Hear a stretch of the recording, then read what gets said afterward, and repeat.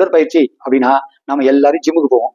ஜிம்முக்கு போய் வெயிட்ல தூக்குறது, அதுக்கப்புறம் ஓடுறது, அதுக்கப்புறம் நடக்கிறது, வாக்கிங் போறது, இதெல்லாம் நம்ம உடற்பயிற்சியா வச்சுக்கிட்டே இருப்போம். இது எல்லாமே எதுக்கு நம்ம பண்றோம்னா, உடல்ல தொப்பை வரக்கூடாது, அதே மாதிரி உடல்ல அங்கங்க நல்லா சக்தி அதிகமாகணும் அப்படின்றதுக்காக பண்றோம். அதே மாதிரி பண்றதுதான் வாசியோக பயிற்சி. வாசியோக பயிற்சின்றது உயிருக்கு சக்தி அதிகமாகணும் அப்படின்றதுக்காக பண்ணப்படுறது.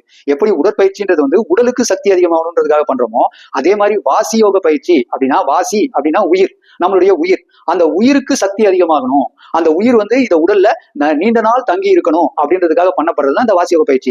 ஆனா உடல்ல இருக்கக்கூடிய நோய்கள் எல்லாமே உடற்பயிற்சியால போயிடுமா அப்படின்னு பார்த்தா போகாது. ஃபர்ஸ்ட் நல்லா தெரிஞ்சுக்கோங்க. ஆனா வாசியோக பயிற்சி மூலியமா உடல்ல இருக்க நோய்கள் எல்லாம் கண்டிப்பா போக்க முடியும். நல்லா தெரிஞ்சுக்கோங்க. ஏன்னா வாசியோக பயிற்சி அப்படின்னா அந்த உயிரான இந்த காத்து தான் நம்ம உடலை காப்பாத்துது, நம்ம உடல்ல தங்கி நம்ம உடல்ல இருக்கக்கூடிய நோய் எல்லாம் விளக்குது. அதை நல்லா தெரிஞ்சுக்கோங்க. அப்படி இருக்கும்போது உடல்ல இருக்க நோயை விளக்குறது வாசிதான், வாசியான நம்ம மூச்சு காத்து தான். அப்ப வாசியோக பயிற்சி பண்ணும்போது இந்த வாசியான இந்த மூச்சு காத்து, இந்த உயிர் சக்தி அடையும் போது நம்ம உடல்ல இருக்க நோயையும் அது கொஞ்சம் கொஞ்சமா விளக்கும். அப்படி வாசியோக பயிற்சி பண்ணும்போது தீர்க்கமான ஆயுளும் கிடைக்கும். இதுதான் உண்மையான விஷயம். அதை நல்லா தெரிஞ்சுக்கோங்க. தீர்க்கமான ஆயுள் கிடைக்கணும்னாலும் நீங்க வாசியோக பயிற்சி தான் பண்ணணும். நோய் இல்லாத உடல் கிடைக்கணும்னாலும் நீங்க வாசியோக பயிற்சி தான் பண்ணணும். நீங்க உடற்பயிற்சி என்னதான் பண்ணாலும் வாசியோக பயிற்சி பண்ணீங்கன்னா தான் இந்த உடலுக்குள்ள இந்த வாசி நீண்ட நாள் தங்கும். அப்படி நீண்ட நாள் தங்கினாதான் ஆயுள் அதிகமாகும். அப்ப வாசியோக பயிற்சி மூலியமா தான் இந்த உயிரையே இந்த உடல்ல கண்டிப்பா நீண்ட நாள் தங்க வைக்க முடியும். உடற்பயிற்சியால கிடையாது. இதை நல்லா தெரிஞ்சுக்கோங்க.